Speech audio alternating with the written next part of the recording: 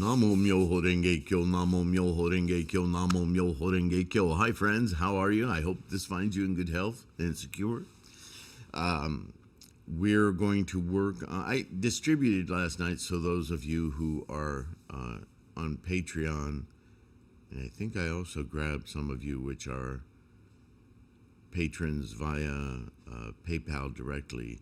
If I missed you for some reason, that's why I'm announcing this. I sent out a brand new PDF last night. What I decided to do, for whatever reason went through my brain, is I've worked a long time on Volume 2 of Buddhism Reference, and I think these reference books can be really nice and easy access to quick scholarship clues on what certain terms mean to keep you going. Not as a standalone book to read through, although you could do that. But I think it's always helpful when you're studying and you come across a term, you go, what the heck does that mean? And you can quickly go to the book, look it up in alphabetical order, go, oh, yeah, I remember that. Or, oh, geez, I never knew that, right? Whatever. So what I did yesterday is I combined the first book with Volume 2. And it turns out to be it's over 500 pages. So there's quite a few words and terms. There's a couple of them in there, it's not really a term, but Tendai. A lot of people wonder, well, is it Tendai? Is it Ji or Chiche? Or we see so many different translations and actual different names for the same person. And that's a big subject. So that took several pages to exhaust his teachings, his main philosophy. And I thought it was important to do that because Nichiren develops on that foundation so much of his doctrine, yeah?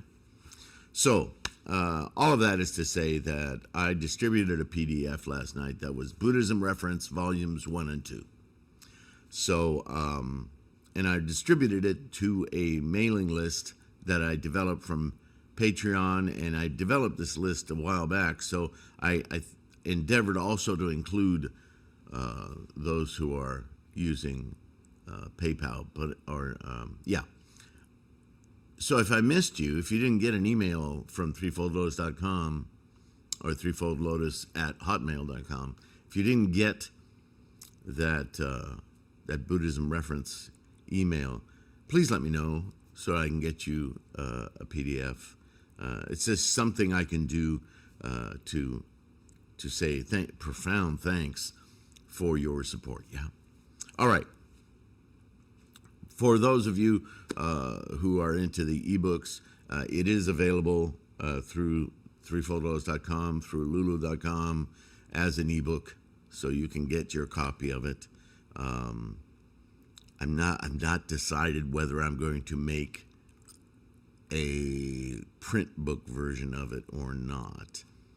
Although I have been working on the Lotus Sutra, Threefold Lotus Sutra book, the print and email versions of that book that I made so far are 8.5 by 11, or A size, almost 8.5 by 11.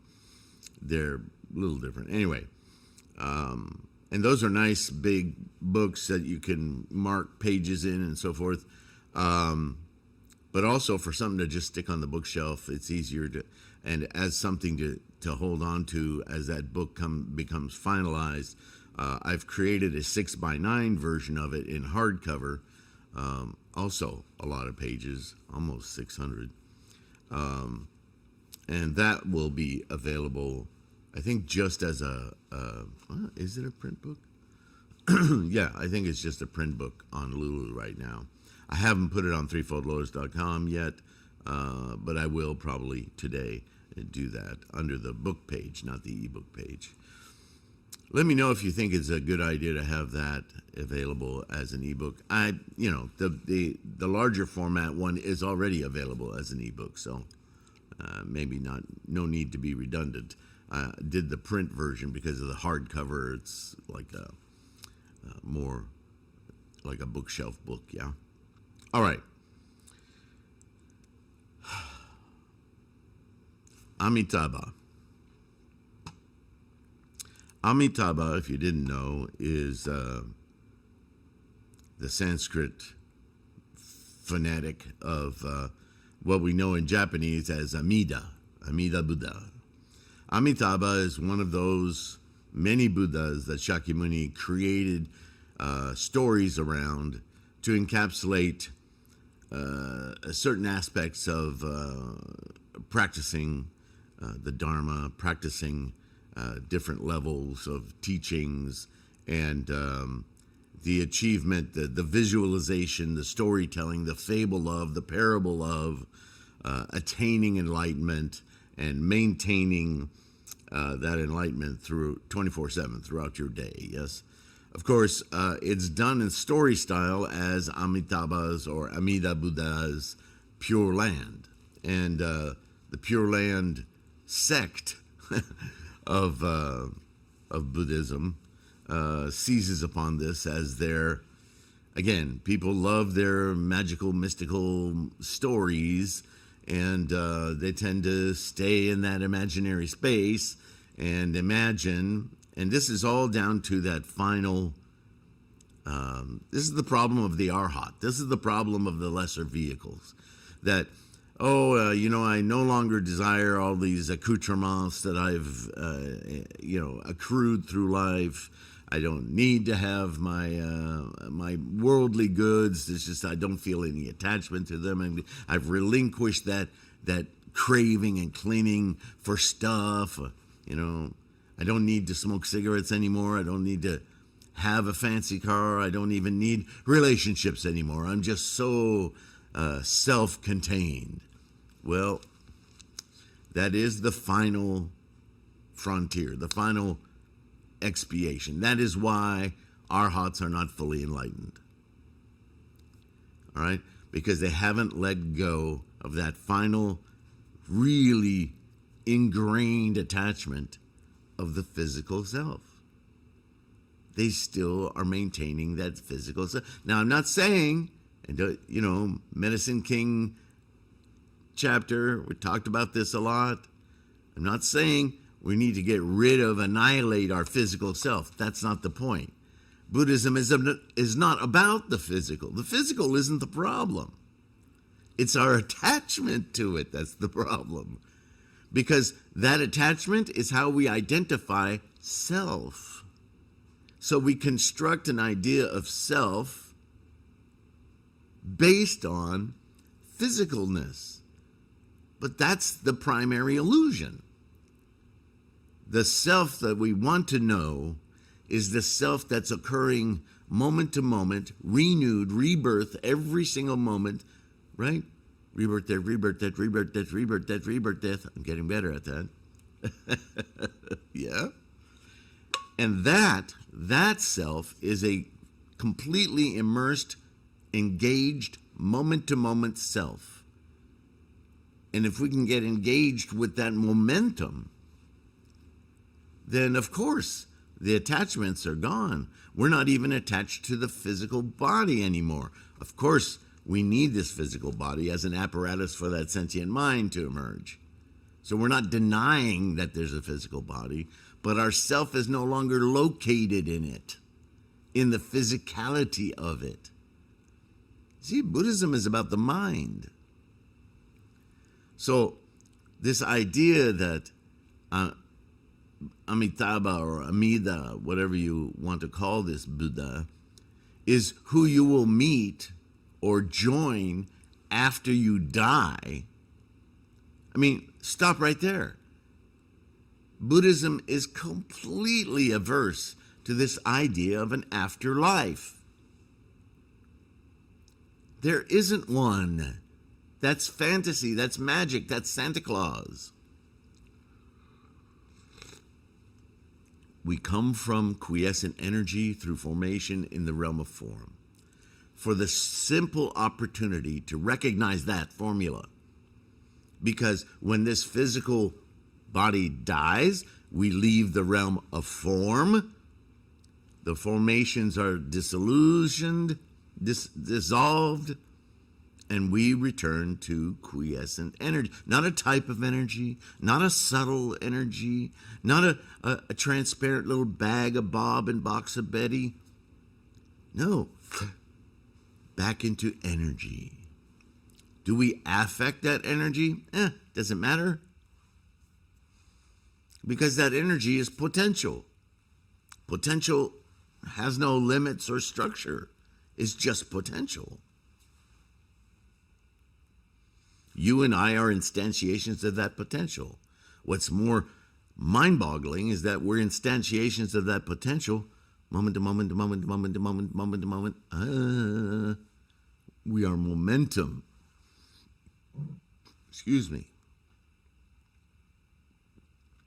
And we've already learned from the Vimalakirti Sutra that the Pure Land is this land. It is this physical world, albeit through a different lens, the mind, your perception of it.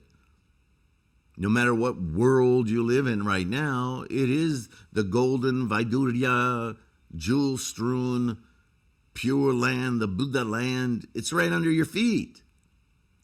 It's a matter of attitude and intent.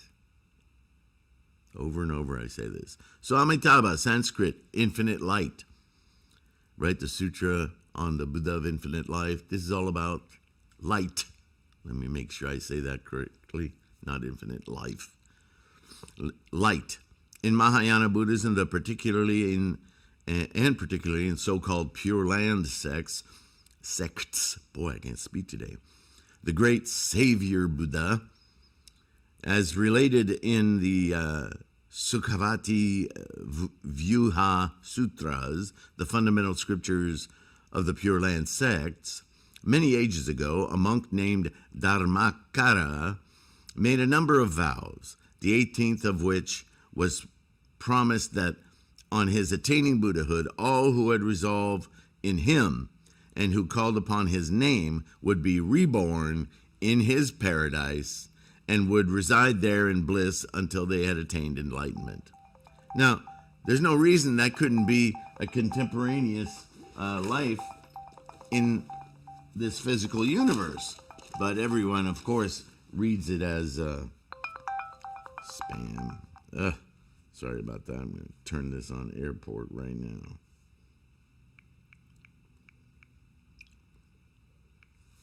Okay, sorry.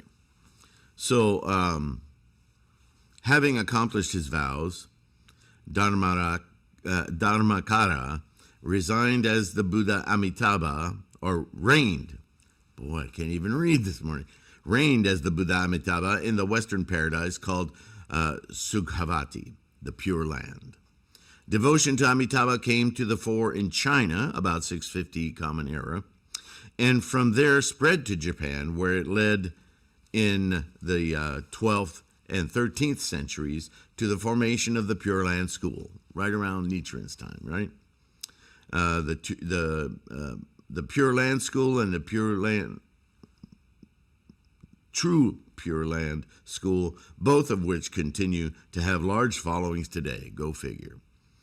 Depictions of Amitabha's Pure Land and of Amitabha descending to welcome the newly dead are beautifully expressed in the Raigo paintings of Japan's late Heian period. So, yeah, you'll find a lot of art around anything that's fanciful, right? Mystical, magical, because it's imaginary. So you can create any picture you want. It's not factual, right? So anyway, that's Amitabha. This is a much longer video than I expected it to be. Had some announcements to make. Next up will be Ananda. We'll learn a little bit about Ananda. So thank you for watching. Thank you for your practice. Let me know if I missed your email in my list of patrons. Okay, and take care of your health. Use the resources. That's what they're here for. Free podcasts. threefoldlotus.com. Lots of information there. And I will see you in the next one.